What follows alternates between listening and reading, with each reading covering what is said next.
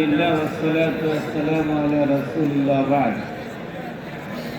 মহান আল্লাহ তাআলা পবিত্র কোরআনে ইরশাদ করেন ইন্না ইনদাল্লাহিল ইসলাম, আল্লাহর কাছে মনোনীত বিধানের নাম হচ্ছে ইসলাম। সেই ইসলামের অনুসারী হয়ে আমরা প্রত্যেকেই মুসলিম হতে পেরে আল্লাহর দরবারে শুকরিয়া আদায় করি। আলহামদুলিল্লাহ। আমরা আল্লাহর পক্ষ থেকে একদিকে ইসলাম পেয়েছি, অন্যদিকে আজকে কবিতা একটি আবৃত্তি হয়েছে এখানে পবিত্র কোরআন সম্পর্কে।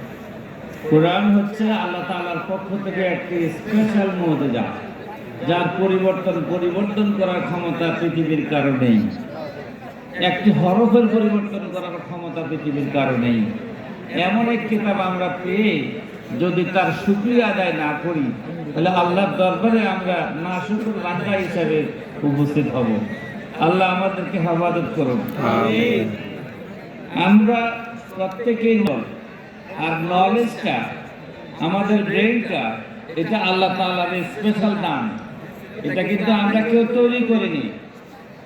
আল্লাহ তাআলার নিয়ামত, ওয়াইন তাউদ্দু নিয়ামাতাল্লাহি লা তুসুহা, আল্লাহর যত নিয়ামত আছে তা গণনা করে হিসাব করা যাবে না। মুফাসসিরগণ নিয়ামতকে দুই ভাগে ভাগ করেছেন। একটি হচ্ছে নিয়ামতে মুআক্কাবি, আল্লাহর পক্ষ থেকে ডাইরেক্ট প্রাপ্ত নিয়ামত, যেটা আমরা দরখাস্ত করি না আল্লাহর কাছে, কিন্তু আল্লাহ আমাদেরকে সৃষ্টি করে সাথে সাথে দিয়ে দিয়েছেন। তার মধ্যে একটি হচ্ছে আমাদের বডিটা। আল্লাহু আকবার। এই শরীর যে কত বড় নিয়ামত, যে অসুস্থ হয় সে বুঝে শরীরের কি গুরুত্ব, সুস্থতার কি গুরুত্ব। এই যে চোখ, we are 80% learning by sight, আমরা 80% জ্ঞান অর্জন করি চোখ দিয়ে। এই চোখ আমাদেরকে হেল্প করে জ্ঞান অর্জন করার ক্ষেত্রে। 10% লার্নিং বাই হিয়ার, আর 10% জ্ঞান অর্জন করি আমরা লিসনিং এর ফাংশনের থেকে। আর বাকি থাকে 10%। এর মধ্যে 5% learning by noise, 3% learning by tongue, 2% learning by touch. এই 100% লার্নিং পঞ্চ ইন্দ্রিয় দিয়ে আমরা অর্জন করি। এই পঞ্চ ইন্দ্রিয় দিলেন কে? আল্লাহ। তারপরে আমাদেরকে দিলেন আল্লাহ তাআলা রূহ। শরীরের মধ্যে রূহ আছে বলে এখানে অ্যাক্টিভ আছে। রূহ যদি না থাকতো আমরা কেউ এখানে থাকতে পারতাম না, আসতাম না। সুতরাং রূহ আমাদের কাছে কি চায়? রূহ আল্লাহর অর্ডার পালন করতে চায়। রূহ চায় ইয়াসআলুনাকা আনির রূহ কুলির রূহু মিন আমরি রাব্বি। সাহাবায়ে কেরাম রাসূলের কাছে প্রশ্ন করলেন রূহ সম্পর্কে। ইয়া রাসূলুল্লাহ, রূহ কি জিনিস? আমরা তো দেখি না। রূহকে দেখছি কেউ?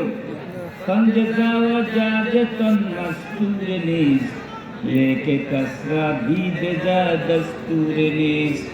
রূহ দেহ রূহকে আলাদা নয়, কিন্তু কেউ আমরা রূহকে দেখতে পাই না। আল্লাহু আকবার। কি এক জিনিস আল্লাহ তাআলা আমাদের ভিতরে দিয়ে দিয়েছেন, এটা যদি চলে যায় আমাদের শরীর, ব্রেন সব অকেজ। আমরা দুনিয়া থেকে আর যত সম্পদ অর্জন করি না কেন, টাকাও বা একটা সম্পদ আমরা কবরে নিতে পারবো না, যাবে একমাত্র আমাদের আমল। সুতরাং আমরা যারা এদের সাথে ঘোরাফেরা করছি, আমরা সালাতের জন্য এই যে আল্লাহ নিয়ামত দিলেন তার শুকরিয়া আদায় করার জন্য চলে আসি। এরপর দ্বিতীয় নিয়ামত হচ্ছে কাসবি, যা অর্জন করতে হয়। যেমন সালাত আদায় করতে হলে আমাকে ঘর থেকে বের হতে হবে। সালাত আদায় করতে হলে আমাকে খাওয়া দাওয়া ছেড়ে দিতে হবে।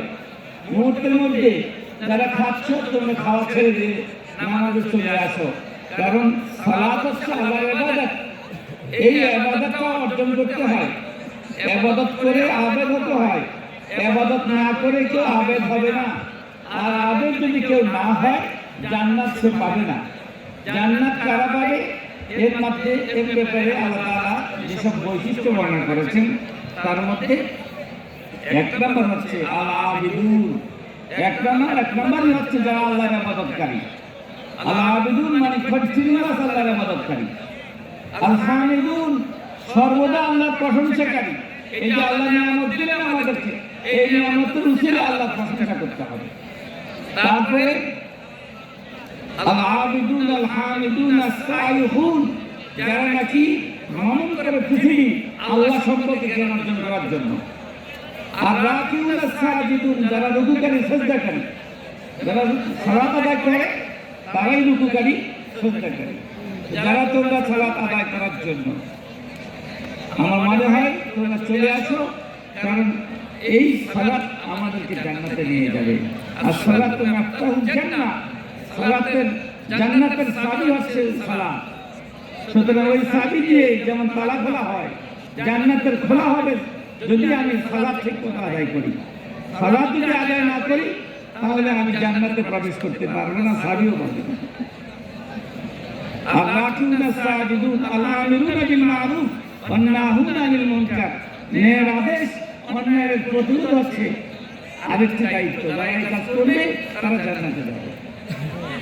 আল-আমিরুনা বিল মারুফ ওয়ান নাহুনা আনিল মুনকার ওয়াল হাফিজুনা লিহুদুদিল্লাহ, আল্লাহর বিধানের হেফাজতকারী যারা হবে, যারা ইসলামের ষড়যন্ত্রকারী, ইসলামের ক্ষতিকারক, তাদের মোকাবেলা দাঁড়িয়ে যেতে হবে একজন মুমিন হিসেবে, মুসলমান হিসেবে। কোনো অবস্থাতে ইসলামের ক্ষতি যেন কেউ করতে না পারে, এইভাবে সোয়ালাট কন্টিনিউয়াস অ্যালার্ট থাকার নাম হচ্ছে হাফিজুনা লিহুদুদিল্লাহ। সুতরাং আমরা ইসলামের হেফাজতকারী হিসেবে দায়িত্ব পালন করব। সর্বশেষ আল্লাহ বলছেন ওয়াল হাফিজুনা লিহুদুদিল্লাহ ওয়া বাশশিরিল মুমিনিন, এই বৈশিষ্ট্যমণ্ডিত মুমিনদেরকে হে রাসূল আপনি জান্নাতের সুসংবাদ দিয়ে দিন। প্রিয় ভাইরা, প্রিয় ছাত্র ভাইরা, তোমাদেরকে অনুরোধ করছি তোমরা নামাজের জন্য চলে আসো। এখনই আজান হবে, আমরা খুতবা দেব, জুমার নামাজ আদায় করব। আজান।